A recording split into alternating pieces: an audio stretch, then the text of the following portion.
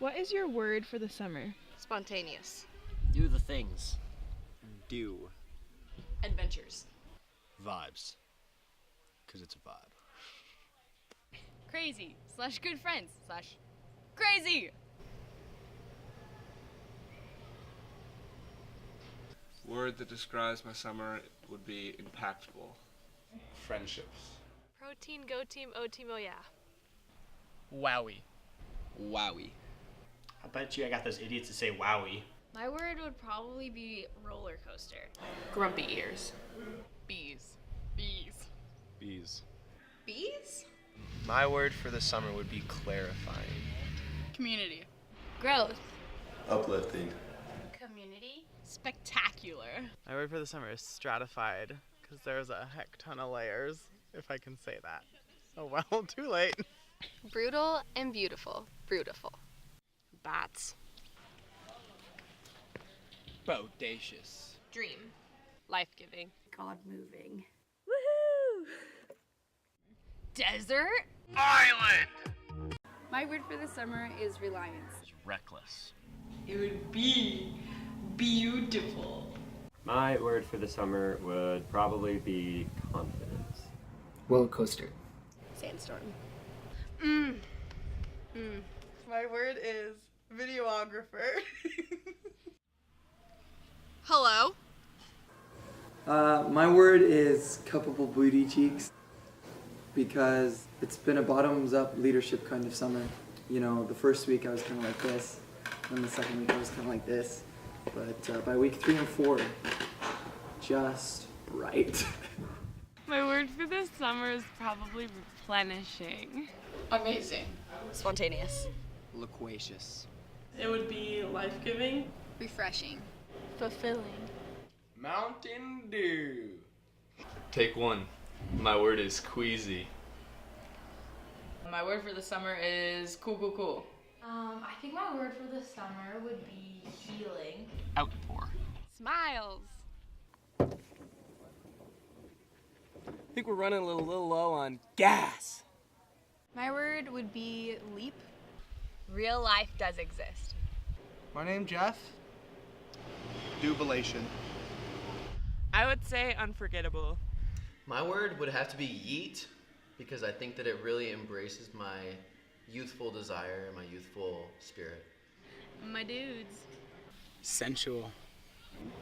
Greasy.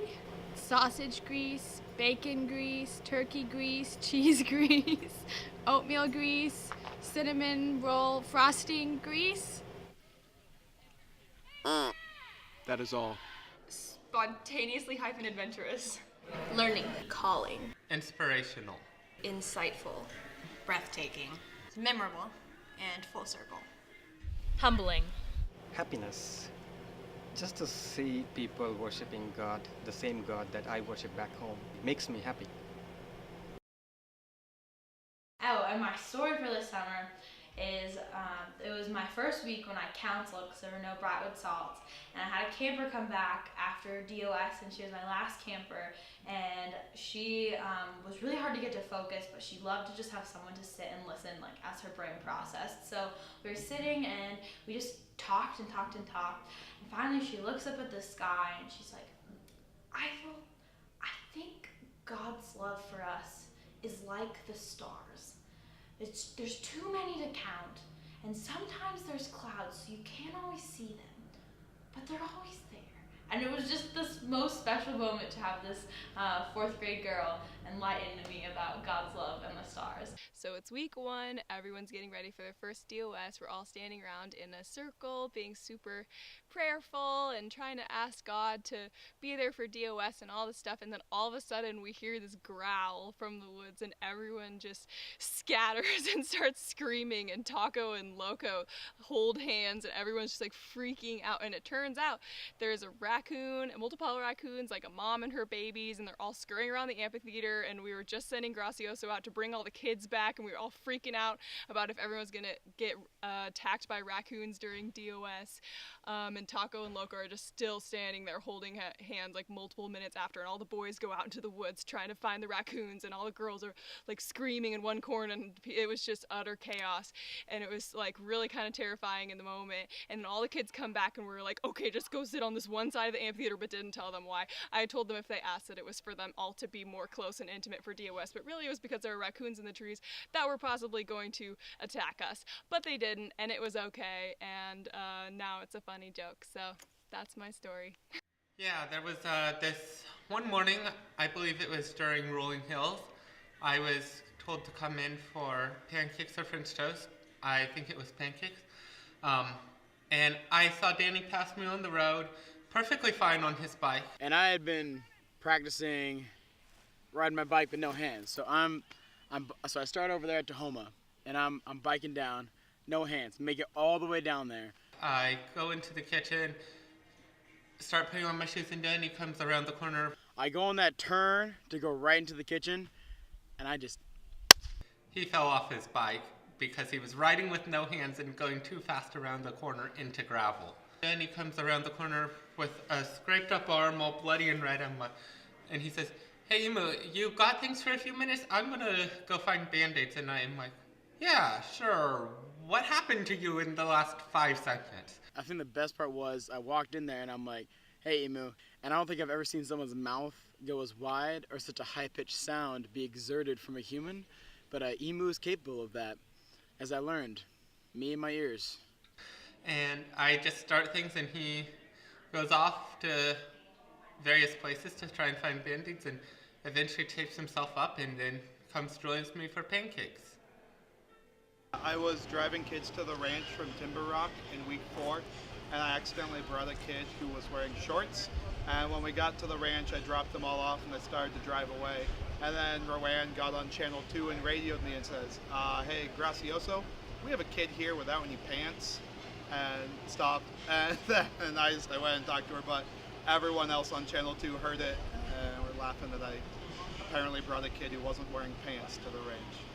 So one day I woke up and I was looking at my campers, and one of my campers just like in bed stretching and whatnot, and I see these brown dots like all over her body, and I was so worried. So I was like, oh my gosh, what happened? Did she scratch herself at night? I don't know what's going on. And I walk over, and the closer I get, I realize she just slept on a pile of milk duds, and so they were all melted and stuck all over her body.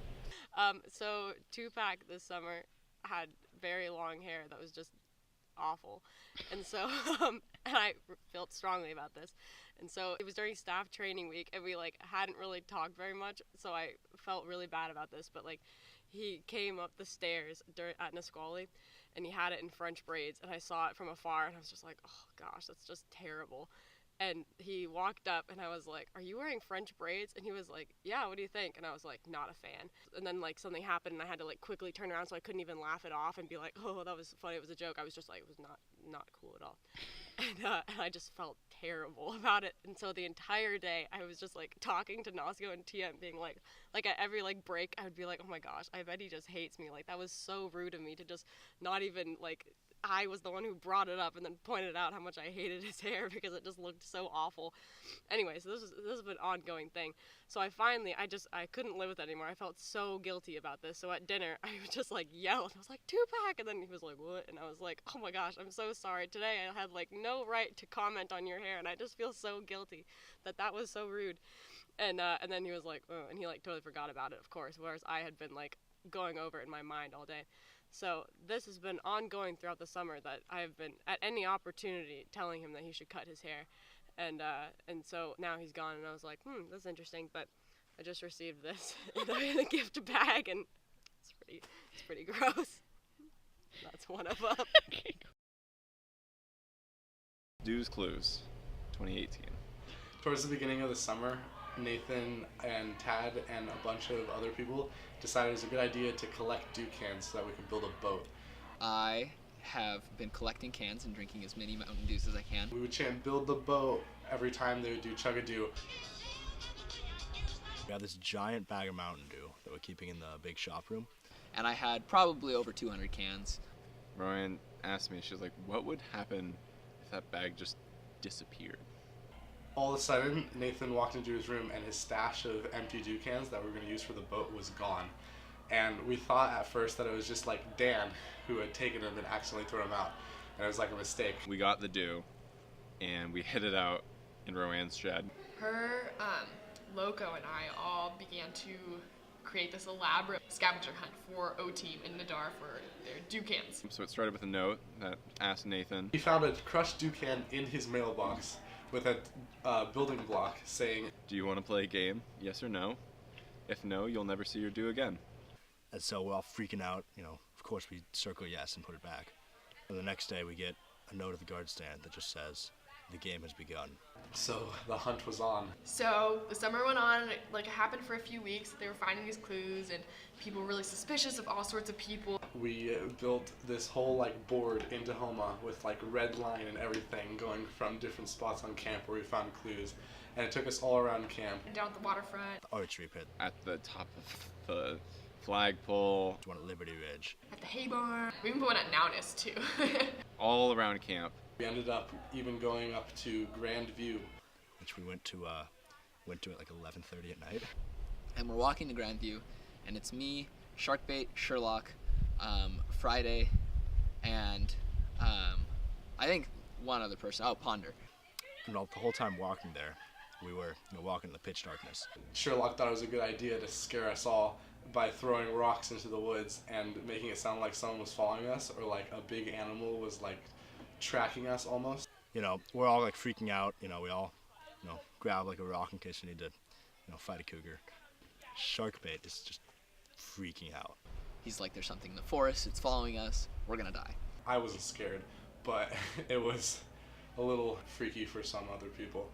He has a big knife out, he's looking back and forth, he's ready to run or fight whatever's coming for us. And then finally on the way back, we realized that it's Sherlock, and Sharkbait was so mad because he had been freaking out the entire time. After that happened, we were kind of coming to the end of the clues, and we didn't really know what to expect next. And we were like, okay, it's time. They need to find the cans. And then the last day, we get a note from Tove at Chapel that just says, meet at the waterfront before sundown. We all go to the waterfront, and we're all looking around, and there's just Mountain Dew cans just everywhere. We found the dew all across the inflatables, just strewn out there. Ponder went up to the blob dock to see what if it was up there. Now I decide I'm gonna go check the blob dock. And we hear him yell, Nate, I think we found something. And then he just went quiet. I open the door, and I just see Rowan, Loco, and Svenska just lying down. At this point, we're all just laying down on the dock trying, and then he shines a flashlight on us, and he's like, who's up here? And we don't respond. We just stare at each other for a second, and then I yell to the other people searching for Mountain Dew. Nathan, I think I found something for you. Mela jumps up over us and just grabs Ponder. Just puts her hand over my mouth and just drags me back. Drags me all the way across the blob dock. And we shut it closed, and all the lifeguards scurry up and are trying to get over and are trying to grab at Ponder. Nathan starts climbing over the top of the blob dock and goes, my Ponder! And we have to push him down, and we held them hostage until they found their dews. Later he's talking about how he had Stockholm syndrome because he just got to watch us all scramble for the dew. And so I just have to watch as they all search, failing pretty badly at finding all the Mountain Dew, finding the last clues. We also put an empty can with the last clue that's pointing to Diagon Alley in a canoe, and we send that out into the middle of the lake.